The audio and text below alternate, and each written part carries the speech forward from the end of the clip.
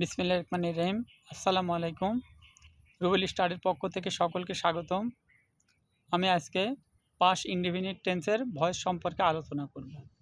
তাহলে past indefinite টেন্সের voice চেনার উপায়টা কী এ বিষয়ে আলোচনা করব এবং তার গঠন প্রণালী সম্পর্কে আলোচনা করব।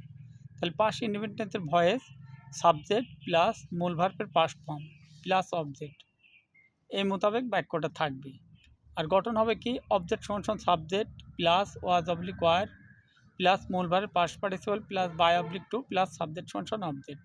তাহলে উদাহরণ হিসেবে বলতে পারি, যেমন আই ডিড দ্য ওয়ার্ক, এখানে ডিডটা ভার্বের পাস্ট ফর্ম। তাহলে এখানে অবজেক্ট কী আছে? The work. দ্য ওয়ার্ক এক সাবজেক্ট করলে তার আগে কী বসবে? দ্য ওয়ার্ক এক সাবজেক্ট করলে তারপর কী বসবে? ওয়াজ। তাহলে the work was done by me.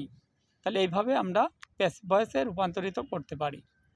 ধন্যবাদ সকলকে। ভিডিওটা ভালো লাগলে একটা লাইক, একটি কমেন্ট এবং একটি শেয়ার করবেন এবং সাবস্ক্রাইব করে পাশে থাকবেন। আসসালামু আলাইকুম।